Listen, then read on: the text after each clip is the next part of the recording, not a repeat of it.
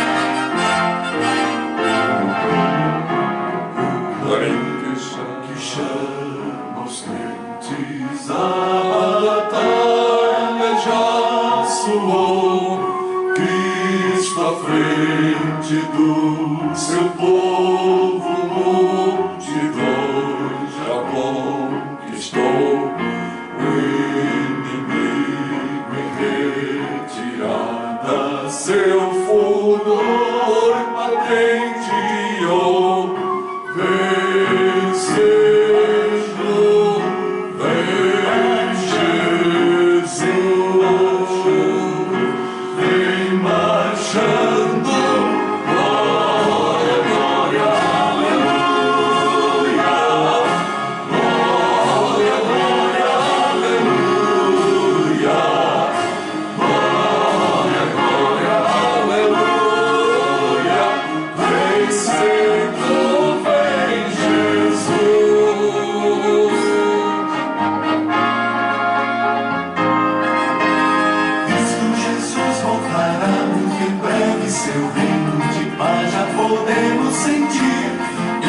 Nações proclamarem, cantar esta bela mensagem que o mundo terá de ouvir. Cristo vem logo, Cristo vem logo, outra vez. Cristo vem logo, Cristo vem logo, Cristo vem logo.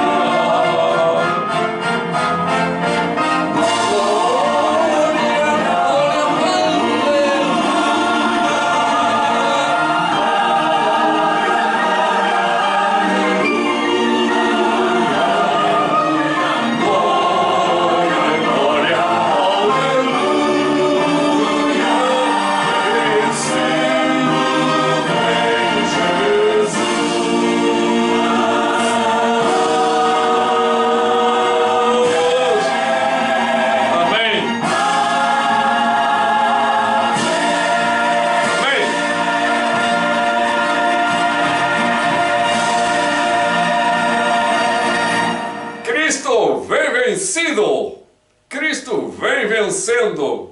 Jesus Cristo vem vencendo como Deus real, autêntico Rei, em breve. Esta é a palavra da profecia. Bem-vindos ao país Portugal, que está transmitido para o mundo inteiro internacional de língua oficial português, com Estúdio Fernando Ferreira aqui na casa dele. Muito bem-vindos. Sejam bem-vindos. Hoje vamos falar as 7 igrejas do Apocalipse. Vamos orar, vamos pedir a Deus que nos abençoe. Bom Deus, bom Pai, que está nos altos céus, vem nos abençoar, vem nos proteger, vem nos guiar. Estamos entusiasmados com a Tua palavra.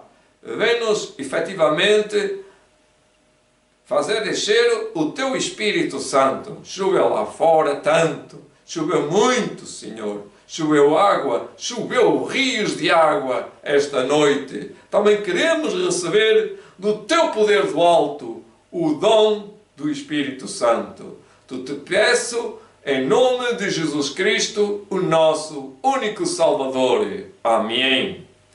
Amém, queridos irmãos. Depois de apresentar um tema dos arautos do Rei, no hino 152, Vencendo vem Jesus, vamos então estudar a palavra da profecia. A Bíblia, as 7 igrejas. Vamos então estudar um pouquinho mais da palavra de Deus na profecia de Apocalipse, capítulo 2 e capítulo 3. A palavra igreja é uma tradução grega. Na tradução grega quer dizer eclésia, chamado, venha para a igreja. Uma expressão relacionada com a assembleia, reunião de pessoas para a adoração a Deus. A igreja cristã, ao passar dos anos, a sua pureza foi declinando do verdadeiro significado dos ensinos de Jesus. Foram séculos de sofrimento para a humanidade. Vamos, através do estudo das profecias do Apocalipse, analisar estes períodos da história da igreja. Primeira igreja, que durou precisamente 70 anos, durante o ano 31 ao ano 100, portanto, precisamente 69 anos, a igreja de Efésio. A igreja de Efésio está em Apocalipse 2, 2 a 5. Aí diz, Apocalipse 2, 2 a 5, eu sei as tuas obras e o teu trabalho e a tua paciência, e que não podes sofrer os maus tratos, e pusestes à prova os que dizem ser apóstolos e o não são, e tu os achastes mentirosos. E sofrestes e tens paciência e trabalhastes pelo meu nome, e não te cansaste. Tenho, porém, contra ti que deixastes o teu primeiro amor. Lembra-te de onde caístes e arrepende-te e pratica as primeiras obras. Quando não brevemente a ti virei e tirarei do seu lugar o teu castiçal, se não te arrependeres. Tens, porém, isto bom, que aborreces as obras dos nicolitas, os quais eu também aborreço. Quem tem ouvidos ouça o que o Espírito diz às igrejas. Ao que vencer, dar-lhe-ei a comer da árvore da vida, que está no meio do jardim, ou no meio do paraíso de Deus. No meio do jardim de Deus, do paraíso de Deus. Aqui o contexto geográfico é a igreja de Efésio da Ásia. Esse é o contexto geográfico. Uma igreja também rica. Uma igreja do Império Romano. O Império Romano fez desta igreja a capital dos seus bens terrenos. E era onde, lá politicamente, eles tinham lá já um parlamento. E aqui castiçal, quando diz que de repente aqui aparece a palavra castiçal, e tirarei do seu lugar o teu castiçal, que é castiçal é a igreja. Se lermos o contexto, diz a visão atrás, no capítulo 1, no capítulo 1 de Apocalipse, diz, no versículo 13, e no meio dos 7 castiçais, um semelhante ao Filho do Homem, vestido aos pés de um vestido comprido e cingido pelos peitos, com um cinto de ouro, e diz que dizia, vezes escreve num livro e envia às 7 igrejas que estão na Ásia, a Efésio, a Esmirna, a Pergamo, a Tiatira, a Sarda, a Filadélfia, a Laodiceia. Este é o contexto. E depois virei para ver quem falava comigo, e virando, vi 7 castiçais de ouro. Estes 7 castiçais são as 7 igrejas, ou os 7 períodos das igrejas. Portanto, 7 castiçais, 7 igrejas. Então a primeira igreja, no ano 31, começou com os apóstolos, não é? Os discípulos. Estamos no ano 27, Jesus foi batizado, Jesus foi para o céu e começou no ano 31 o ministério do apóstolo Pedro, do João e depois do apóstolo Paulo. Essa é a primeira igreja. E diz lá que a igreja neste período era pura e fiel. Ela está representada também pelo cavalo branco em Apocalipse. A pureza. No princípio era pura, mas depois os cristãos começaram a desvirtuar a palavra de Deus. Perseveravam e lutavam pelas verdades bíblicas, obtendo conquistas de almas e levavam muitas pessoas do Império Romano para o cristianismo, conquistas de almas no Império dos Césares. Foi então nesta época que Deus derramou o seu poder, o poder do Espírito Santo, pois havia amor, união, companheirismo, fizeram um pacto com Deus, firmeza e comunhão. Mas as controvérsias se levantaram. Foi os falsos profetas, os nicolitas, cujo nome fala ali Nicolita, que é um falso profeta, cujas consequências vão perdurar pelas eras fora. Começou ali. As controvérsias levantadas por falsos profetas causou divisão entre dirigentes. Mas, sem dúvida, este facto não invalidou a pureza da Igreja neste período áureo, durante só, simplesmente, 69 anos. A Igreja terminou no ano 100 da nossa era. E começou outra Igreja no ano 100. Foi a Igreja de Esmirna. E vamos ouvir e escutar o que é que Jesus diz da Igreja de Esmirna. Em Apocalipse 2, versículo 9 a 10. E eu sei as tuas obras, e tribulação e pobreza, mas tu és rico, e a blasfémia dos que se dizem judeus, e não o são, pois são da sinagoga de Satanás. Nada temas das coisas que hás de padecer. Eis que o diabo lançará alguns de vós na prisão, para que sejais tentados, e tereis uma tribulação de 10 dias. Sê fiel até à morte, e dar-te-ei a coroa da vida. Quem tem ouvidos, ouça o que o Espírito diz às igrejas. O que vencer não receberá o dano da segunda morte.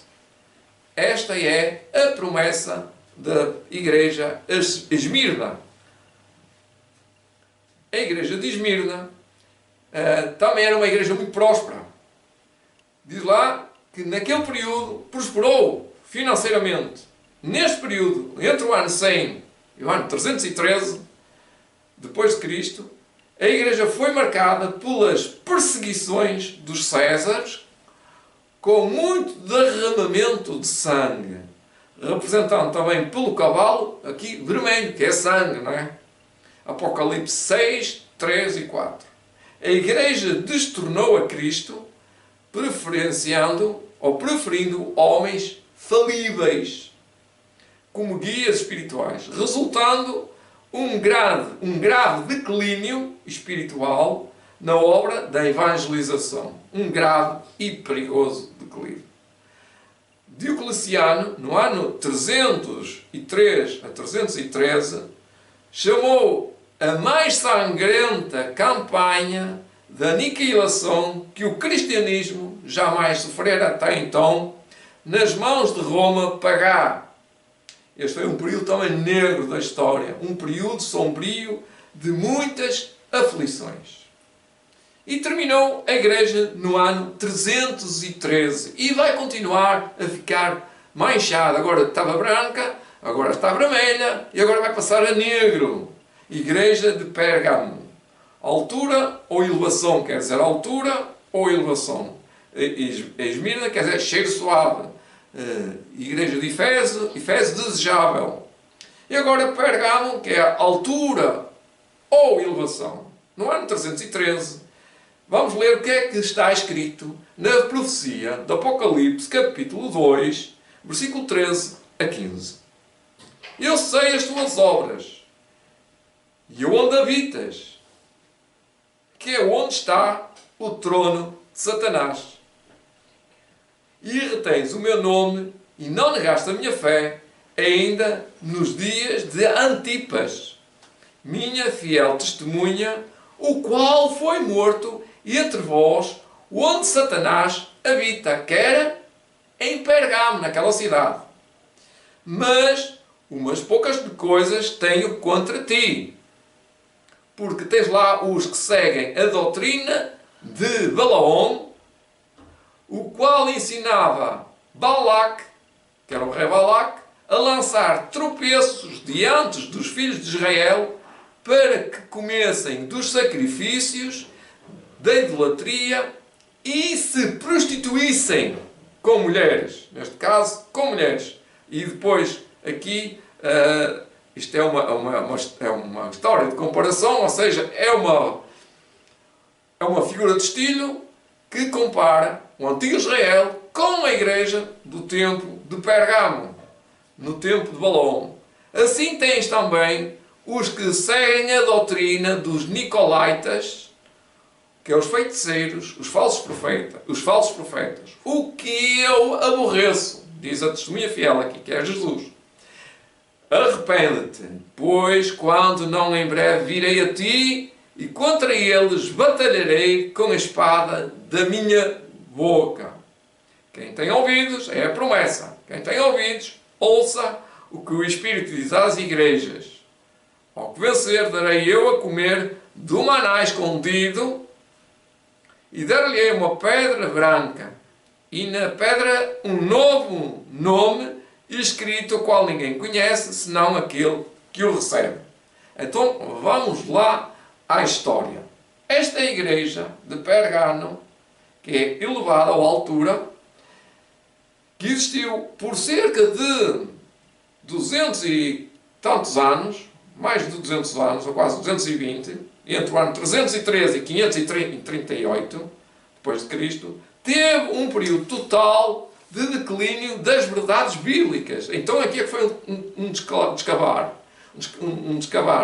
Estava em declínio mesmo. Onde as tradições humanas pesou mais do que a verdade.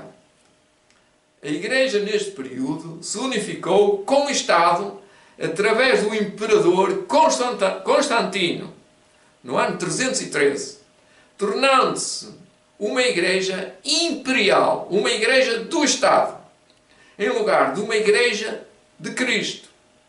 Política e religião andavam juntas, era uma tragédia espiritual. Os cristãos não precisavam mais de se preocupar com as perseguições, pois Constantino decretou a liberdade religiosa, que é o Edito de Milão, no ano 316, no ano 313, aliás. Como forma de unificar o Império, um dos seus recursos foi a cristianização. Todos se podiam tornar cristãos. Foi a cristianização do povo romano através de incentivos financeiros, ou dando-lhes terras. Aqui diz que é incentivos, estava lá nos incentivos. Os costumes, rituais e cerimónias pagãs foram introduzidos então no cristianismo, no seio da igreja, incluindo as festas pagãs, como o Natal, o solstício, o domingo, o dia do sol, que foi estabelecida por lei como descanso do trabalho semanal, que era o sábado, passou a ser ao domingo.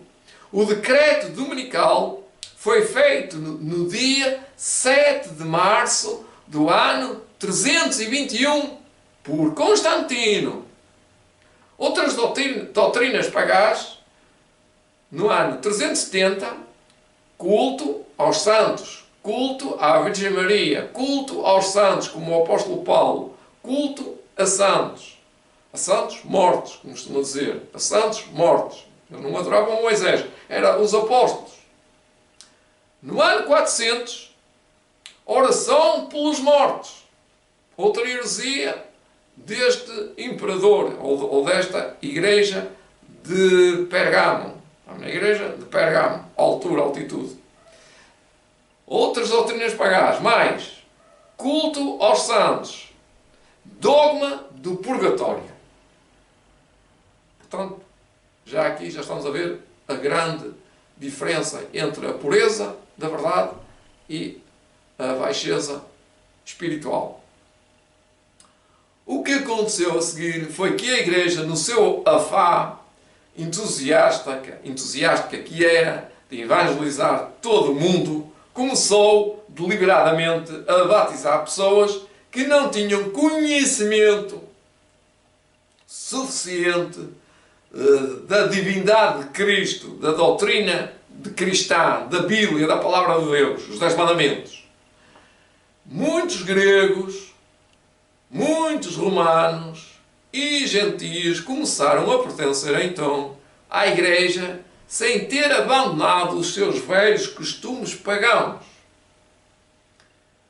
e doutrinas de deuses, e começaram a contaminar a pureza da doutrina que se mantivera branca ou pura durante o primeiro século.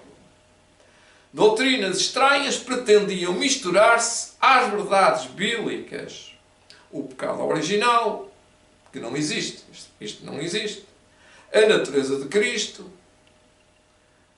dando uma nova natureza a Cristo, que era só espiritual, que não é só espiritual, de Cristo não é espiritual, é físico, é divino, e a parte da natureza de Cristo é a divindade com a natureza humana. Agora, o papel da Virgem Maria no seio da Igreja como intercessora entre o homem e o céu, o celibato, que é os padres não poder casar, e a autoridade da Igreja como último assento a dizer é assim ou não é assim, pode casar, pode não casar, pode comprar, pode não vender, enfim. Tinha mais autoridade que a Palavra de Deus, eu quero dizer. Tinha muita autoridade, tinha quase toda a autoridade. E vai crescendo essa autoridade. Passou a ser uma igreja autoritária, politicamente e religiosa. No tempo de... Passou ao ano 538, acabou essa igreja. A igreja de Tiatira. Foi a seguir também outra igreja que demorou muito tempo, que demorou 1260 anos. Foi entre o ano 538 a 1565. Portanto, mais de 1200 anos. 1260 anos, precisamente. Vamos ler o texto em Apocalipse 2, 19 a 20. 2, 19 a 20. E eu conheço as tuas obras, da igreja de Tiatira, e o teu amor, e o teu serviço, e a tua fé, e a tua paciência, e que as tuas últimas obras são mais do que as primeiras. Está a falar do povo remanescente.